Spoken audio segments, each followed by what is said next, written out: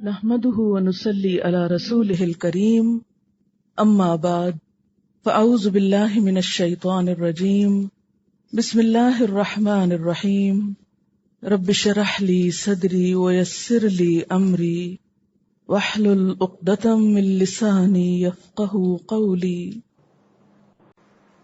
ثم بدا لهم من بعد ما رأوا الآيات، پھر ان پہ ظاہر ہوا اس کے بعد جب انہوں نے ساری نشانیاں دیکھ لیں، ساری علامات دیکھ لی کہ قصوروار اصل میں کون ہے۔ نتیجہ کیا نکالا؟ اتنی عورتوں کو کہاں سنبھالیں، بہتر ہے اسی کو قید خانے بھیج دیں۔ لَيَسْجُنُنَّهُ حَتَّى حِينٍ، ایک وقت تک اس کو پس دیوار زندہ بھیج دو تاکہ یہ معاملہ ٹھپ ہو جائے، بھول بھلا ہو جائے۔ بے گناہی ثابت بھی ہو چکی تھی۔ عزیز مصر کی بیوی خود کہہ رہی ہے فاستعصما، وہ شاہد من اہلہا کی گواہی بھی اسی کی طرف جا رہی ہے حضرت یوسف کے حق میں۔ عورتیں اپنی زبان سے اپنے دل کی بات کا اظہار کر رہی ہیں، لیکن اس کے باوجود سزا کس کو مل رہی ہے؟ جو بے قصور ہے۔ آیات میں من بعد ما رأوا الآیات میں 6 چیزیں آتی ہیں۔ نمبر 1، حضرت یوسف علیہ السلام کی فطری پاکیزگی۔ نمبر 2، ان کی معصومانہ حالت۔ نمبر 3، کرتے کی حالت۔ نمبر 4، شاہد کا فیصلہ۔ نمبر 5، شوہر کا بھی عورت پر الزام، ان کیدکن عظیم، شوہر بھی بیوی کو ہی بلیم کر رہا ہے۔ اور نمبر 6، یوسف علیہ السلام سے اعراض کی درخواست، اعرضن ھذا۔ یہ سب باتیں کیا بتاتی ہیں؟ یہ سب کس چیز کی نشانیاں ہیں؟ ان کی بے گناہی کی۔ لیکن پھر بھی انہوں نے انہی کو جیل میں بھیج دیا۔ اب جیل میں جانا ایک اور آزمائش تھی۔ اب آپ دیکھ لیجئے، بھائیوں کے حسد کا شکار ہوئے، کنویں میں ڈالے گئے، غلام بنے، کیسی کیسی آزمائشیں آ رہی، جسمانی بھی، روحانی بھی۔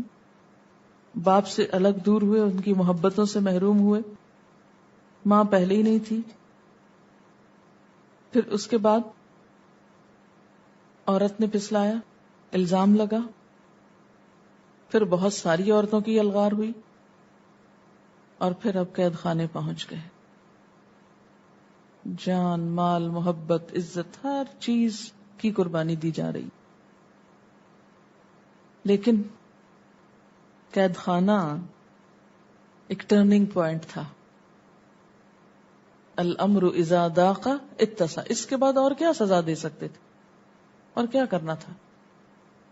اب اسی اندھیرے سے روشنی کی کرن پھوٹتی۔ یہ قید خانہ ایک زینہ یعنی سیڑھی بنتا ہے آئندہ ترقیوں کے لیے۔ وَدَخَلَ مَعَهُ السِّجْنَ فَتَيَانِ، یوسف علیہ السلام کے ساتھ ہی قید خانے میں 2 اور نوجوان بھی داخل ہوئے۔ کہتے ہیں کہ یہ شاہی خباز تھے۔ خباز کہتے ہیں روٹی لگانے والے۔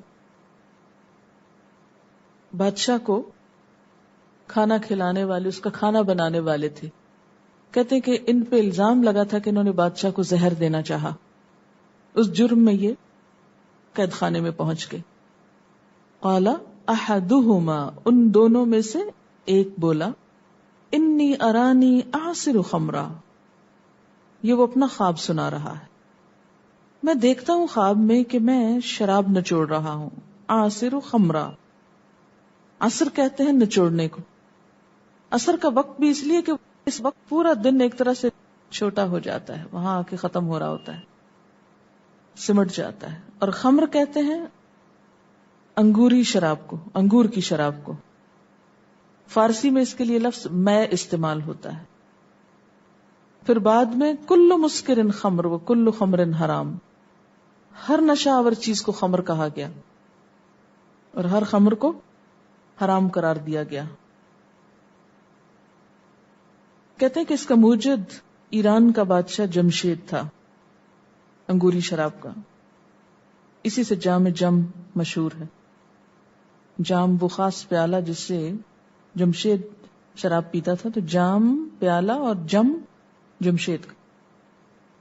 انی ارانی اعصر خمرا وقال الاخر، دوسرے نے کہا انی ارانی احمل فوق رأسی خبزا، میں نے دیکھا میرے سر پر روٹیاں رکھی ہوئی. خبز اسم جنس ہے، واحد کے لیے جمع کے لیے بھی استعمال ہو سکتا. میرے سر پہ روٹیاں رکھی ہوئی ہیں، تأکل الطیر منہ، جس سے پرندے کھا رہے ہیں. نبئنا بتأویلی، ہم کو بتا اس کی تعبیر. انا نراک من المحسنین، بے شک ہم تجھے نیک لوگوں میں سے دیکھتے ہیں. انہوں نے یہ کیوں کہا؟ ان کے وہ دو ساتھی جو ان کے ساتھ قید خانے میں داخل ہوئے تھے، اکٹھے ہی گئے تھے اندر، وہ ان کے بارے میں یہ گواہی دے رہے ہیں، یوسف علیہ السلام کے بارے میں، کیونکہ وہ آپ کی شخصیت سے متاثر تھے، آپ کے کردار سے متاثر تھے. اس کا نام ہے محسنین، محسن بننے کی. محسن کون ہوتا ہے؟ جو احسان کرے. احسان کیا ہوتا ہے؟ کسی سے اچھا سلوک. احسان کیا ہے؟ اچھا سلوک، خیر خواہی.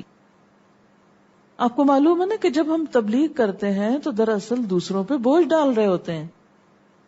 ہوتی تو ان کی خیر خواہی ہے، لیکن وہ اس کو خیر خواہی نہیں سمجھتے، اس لیے کہ آپ ان سے ڈیمانڈ کر رہے ہیں کہ اپنی عادتیں بدل لو اور نمازیں پڑھا کرو. ان سے ہم کچھ کرنے کو کہہ رہے ہیں، تو ہم تو الٹا ان پہ بوجھ ڈال رہے ہیں. دیکھیں نا، جب آپ کسی کو کچھ تعلیم دیں گے، تدریس کریں گے، تبلیغ کریں گے، کسی کو کچھ اچھا بننے کو کہیں گے، تو انفیکٹ آپ ان سے ڈیمانڈ کر رہے ہیں. اچھا، پھر بعض لوگ ان سے یہ ڈیمانڈ کرنے کے ساتھ ساتھ مال بھی ڈیمانڈ کرنے لگتے ہیں، وقت ڈیمانڈ کرتے ہیں آپ. تو جب اتنی ساری ڈیمانڈز آپ کی بڑھ جائیں تو وہ آپ کے پاس کیوں آئیں؟ تو اگر آپ چاہتے ہیں کہ لوگ واقعی دین کی طرف آئیں تو اس کے لیے سب سے بہترین نسخہ ہے کہ محسن بنے، بغیر کسی صلے، بغیر کسی ریوارڈ کے، بغیر کسی جواب کے بھلائی کریں.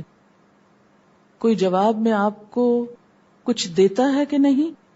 شکریہ ادا کرتا ہے کہ نہیں؟ آپ کی تعریف فرماتا ہے کہ نہیں؟ آپ محسنین ہو جائیں.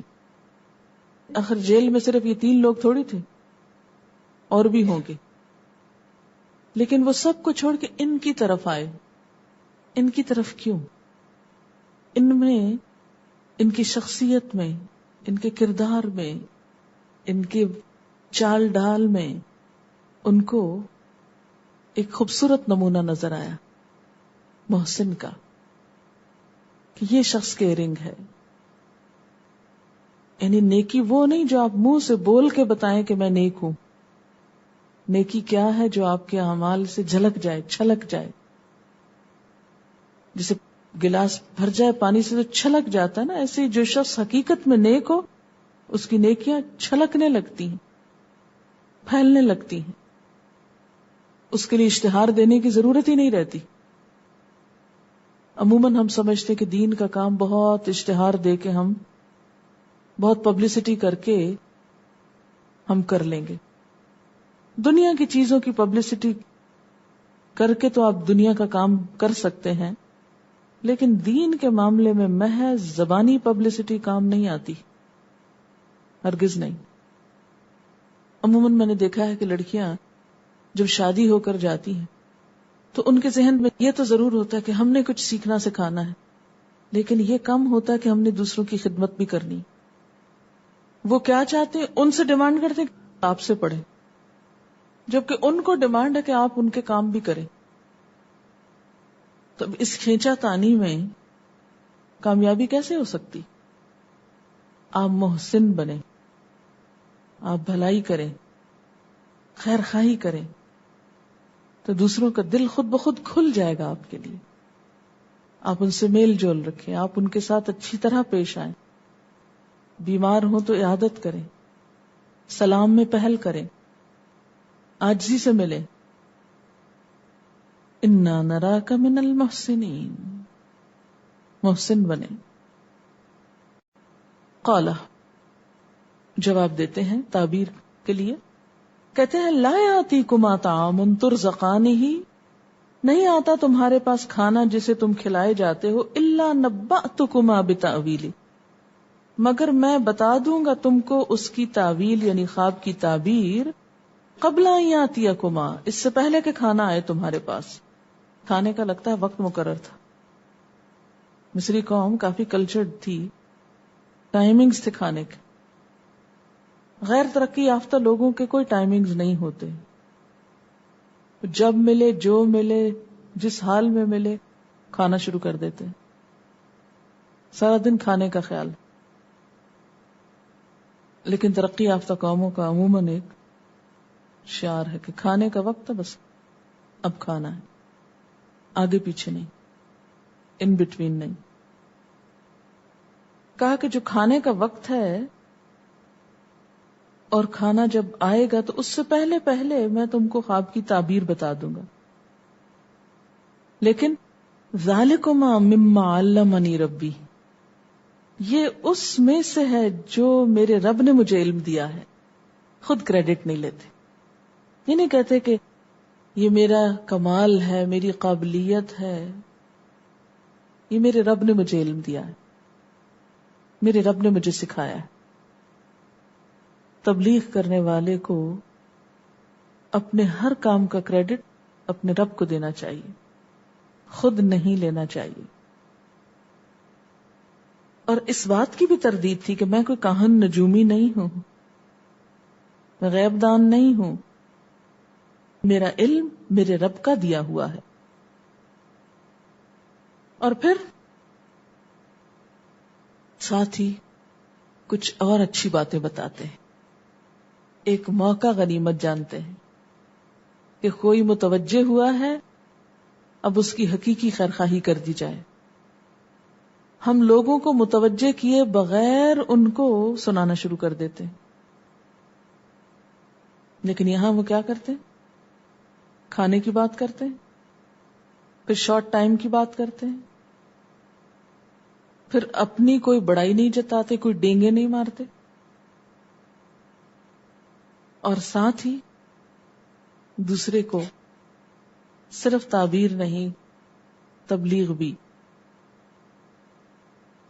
انی ترکت ملت قوم، میں نے چھوڑ دیا ایک ایسی قوم کے طریقے کو، لا یؤمنون باللہ، جو اللہ کو نہیں مانتی، وہم بالآخرۃ ہم کافرون، اور وہ آخرت کو بھی نہیں مانتی. اس سے کیا پتہ چلتا ہے کہ مصری کلچر کیا تھا، مصری مذہب کیا تھا؟ ایک ایتھیسٹ کلچر تھا، ایک کافرانہ کلچر تھا. آخرت کو نہ ماننا ایک دہریت کی علامت ہے نا، ما یہلکنا الا الدہر، پھر ہم اس کے بعد نہیں اٹھیں گے. اور یہ بھی کوئی ماڈرن ہونا نہیں ہے، یہ بھی 4000 پہلے کی آفت ہے، خدا رسول کو اور آخرت کو نہ ماننا. وہ کہتے ہیں کہ میرا اس کلچر سے کوئی تعلق نہیں، میں ہوں تو یہاں لیکن میں اس پر ایمان نہیں رکھتا. واتبعت ملت آبائی، اور میں نے اپنے باپ دادا کے طریقے کی پیروی کری، ابراہیم و اسحاق و یعقوب. اس سے پتہ چلتا ہے کہ وہ اس حال میں نکلے تھے کہ ان کو اپنے آباء و اجداد کے بارے میں معلوم بھی تھا اور ان کو یاد بھی تھے، اور ان کا دین بھی معلوم تھا اور وہ اسی دین پر تھے. اس سے یہ پتہ چلتا ہے کہ اگر آباء و اجداد نیک ہوں تو ان کی پیروی میں قباحت نہیں. ہمیشہ آباء و اجداد کی پیروی کی برائی بتائی جاتی ہے نا، کہ وہ لوگ بغیر کچھ سوچے آباء و اجداد کی پیروی کرتے ہیں، تو اس سے انسان دوسری ایکسٹریم پہ چلا جاتا ہے کہ نہیں، باپ دادا کی تو بات مان کے نہیں دینی. لیکن یہاں کیا بتایا گیا کہ اگر وہ درست ہے تو مان لو. اور اس میں اپنے بڑوں کا ذکر کرتے ہیں، ایک طرح سے دوسرے پیغمبروں کا بھی تعارف کرا رہے ہیں کہ میں اسی سلسلے کی ایک کڑی ہوں. واتبعت ملت آبائی ابراہیم و اسحاق و یعقوب. یہ کوئی نئی تحریک نہیں، کوئی نئی اسکیم نہیں، کوئی نئی تھیوری نہیں، کوئی نیا فلسفہ نہیں، یہ کنٹینیویشن ہے اسی دین کی جو پیچھے مختلف انبیاء لائے. ما کان لنا ان نشرک باللہ من شیء، ہمارے لیے جائز ہی نہیں کہ ہم اللہ کے ساتھ شریک کریں کچھ بھی. من شیء، کسی کو بھی، چھوٹی سی چیز کو بھی. ذالک من فضل اللہ علینا، اور یہ شرک سے پاک طریقہ زندگی دراصل ہم پر اللہ کا فضل ہے. وعلی الناس، اور سب لوگوں پر بھی، کہ اللہ نے توحید کی طرف لوگوں کو بلایا اور ہم نے اللہ کی پکار پر لبیک کہہ کے شرک کو چھوڑ دیا. ولکن اکثر الناس لا یشکرون، لیکن اکثر لوگ شکر ادا نہیں کرتے. یا صاحب السجن، اے قید خانے کے ساتھیو، اے میرے ساتھیو، اے میرے دوستو. ایک اور انداز ہے تبلیغ کا، اپنا کہہ کے پکارا. یا قومی، جیسے پیغمبر کہتے تھے، انہوں نے کہا میرے قید خانے کے دوستو، ساتھ رہنے والوں، ذرا سوچو تو صحیح. ارباب متفرقون خیر، کیا مختلف قسم کے رب اچھے ہوتے ہیں؟ ام اللہ الواحد القہار، یا ایک اللہ جو زبردست ہے، جو سب سے طاقتور ہے. اب پہلے نمبر پر کیا کیا؟ تبلیغ کس سے کی؟ روایت سے کی. اور دوسرے نمبر پر عقل کو جھنجھوڑا. پہلے تاریخی بات بتائی کہ میرے والدین بھی یہی کچھ کرتے آئے ہیں، واقعات سے سپورٹ. اور دوسرے نمبر پر عقل کو جھنجھوڑا گیا. یہ بہترین نقطہ ہے. اور آپ دیکھیں کہ اس میں سوال ہے، کوشچن کیا گیا ہے. تم ہی بتاؤ، تم پہ فیصلہ چھوڑتا ہوں. اور پھر تردید ہے غلط افکار کی. یہ تیسرے نمبر پہ. ما تعبدون من دونہ الا اسماء، یہ تنقید ہے. اب ہم کیا کرتے ہیں؟ ابتدا کس سے؟ تنقید سے. اور پھر صرف لاجک استعمال کر کے چھوڑ دیتے ہیں، روایت سے کام نہیں لیتے. جبکہ یہاں روایت نمبر 1 ہے، عقل سے کام نمبر 2 ہے، اور تردید نمبر 3 ہے. ما تعبدون من دونہ الا اسماء سمیتموها انتم وآباؤکم، تم جن کی بندگی کر رہے ہو وہ اس کے سوا کچھ نہیں کہ بس چند نام ہیں جو تم نے اور تمہارے باپ دادا نے رکھ لیے. کسی دیوتا کو کچھ نام دے دیا، کسی کو کچھ نام رکھ لیے، خود ہی خود رکھ لیے. سمیتموها انتم وآباؤکم، کچھ خود تم نے رکھے اور کچھ تمہارے باپ دادا سے چلے آ رہے ہیں. ما انزل اللہ بہا من سلطان، اللہ نے ان کی کوئی دلیل نہیں بھیجی. ان الحکم الا للہ، نہیں حکم، نہیں فیصلے کی قوت، نہیں فرمان، نہیں بادشاہت، الا للہ، مگر اللہ کے لیے. سب کچھ تو اس کے حکم سے ہو رہا ہے، اس کی قوت اور اس کی طاقت سے ہو رہا ہے. امر اللہ تعبدو الا ایاہ، اس نے حکم دیا کہ اس کے سوا کسی کی عبادت نہ کرو. ذالک الدین القیم، یہ ہے درست دین، یہ ہے اچھا دین. ولکن اکثر الناس لا یعلمون، لیکن اکثر لوگ نہیں جانتے. تو دین کیا ہے؟ اللہ تعبدو الا ایاہ. یہ خلاصہ کر کے رکھ دی کہ کرنا کیا ہے؟ اللہ کی بندگی قبول کرنی، یہ ہے کرنے کا کام. ہم کیا کرتے ہیں؟ تنقیدیں کر کے لوگوں کو عین بیچ میں لا کے چھوڑ دیتے. دیکھو یہ نہیں ہو رہا، وہ نہیں ہو رہا، یہ غلط ہے، وہ غلط ہے. بھی کیا کریں پھر؟ اس کا کوئی پتہ نہیں. تو یہاں انہوں نے کرنے کا کام بتا دیا کہ دین اصل میں ہے کیا، یہ کرنا ہے. اللہ تعبدوا الا ایاہ ذالک الدین القیم ولکن اکثر الناس لا یعلمون. آپ دیکھیں کہ سورۃ یوسف میں اکثر الناس کی بہت بات آتی ہے، اکثریت، میجورٹی کی. ہمارے ہاں تو کیا قول ہے؟ Majority is authority.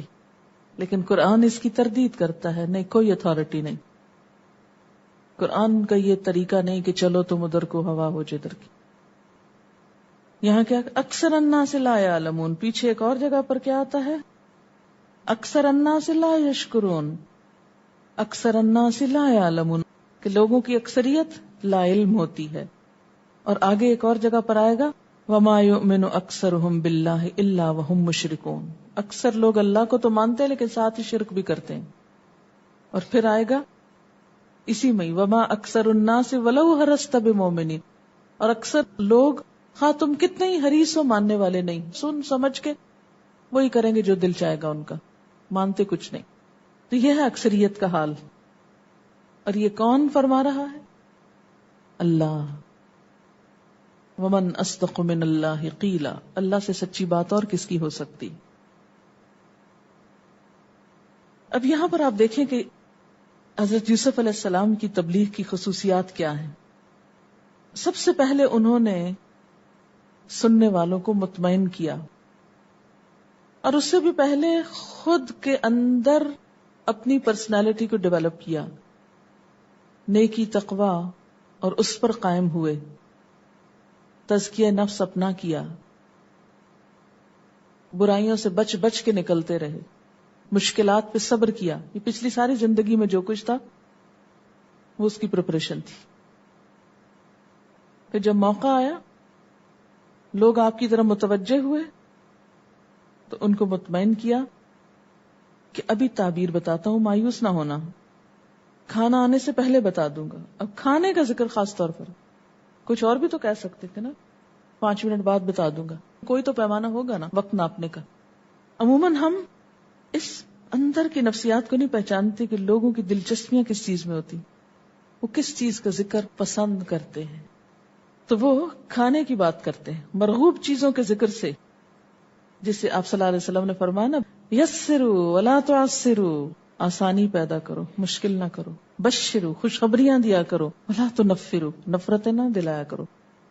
پھر آپ دیکھیں کہ تعبیر کو اپنی صلاحیت نہیں بتاتے، ہم اپنی میں کو ہی ختم نہیں کر پاتے.